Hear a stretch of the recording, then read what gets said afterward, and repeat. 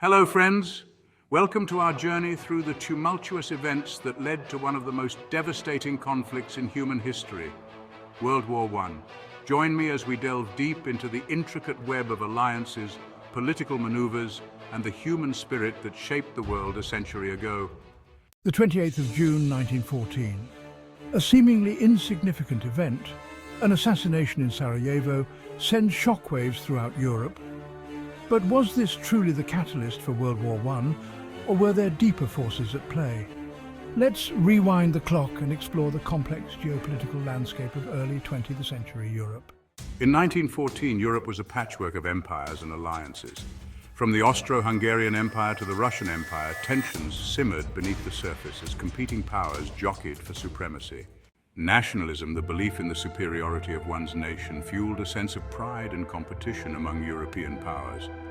But it also bred resentment and distrust as each nation sought to assert its dominance over others.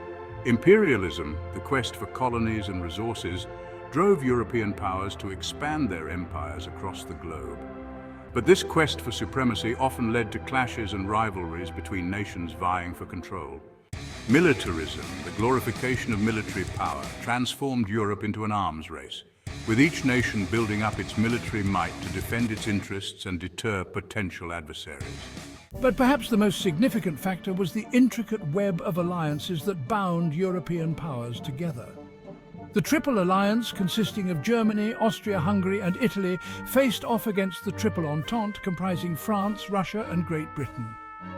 These alliances were meant to maintain peace and stability, but they also created a delicate balance of power that could easily be upset by a single spark. And that spark came in the form of an assassination. On 28 June 1914, Archduke Franz Ferdinand of Austria-Hungary was assassinated in Sarajevo by a young nationalist named Gavrilo Princip. But this was not just a random act of violence, it was the culmination of years of tension and resentment in the Balkans. And so, World War I began. Millions of lives were lost, empires crumbled, and the world was forever changed. But why did so many nations rush headlong into this catastrophic conflict? Public opinion and propaganda played a crucial role in rallying support for the war effort. From stirring speeches to patriotic posters, governments on all sides sought to mobilize their populations for the fight. But not everyone was eager to march off to war. Dissent and resistance were widespread, as ordinary people questioned the motives of their leaders and the human cost of the conflict. And indeed, the human cost was staggering. Millions of soldiers and civilians perished in the trenches, their lives sacrificed on the altar of national pride and imperial ambition. But amid the horror and devastation, there were moments of humanity and solidarity. From the Christmas truce of 1914 to acts of bravery and compassion on the battlefield, the human spirit endured even in the darkest of times. As the war drew to a close in 1918, the world emerged forever changed. Empires fell, borders were redrawn, and new nations rose from the ashes of the old.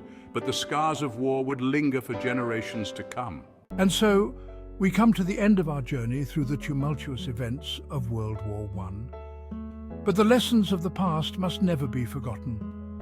For in understanding the causes and consequences of this great conflict, we gain insight into the complexities of our own world today. Thank you for joining me on this journey. Until next time, take care and stay curious.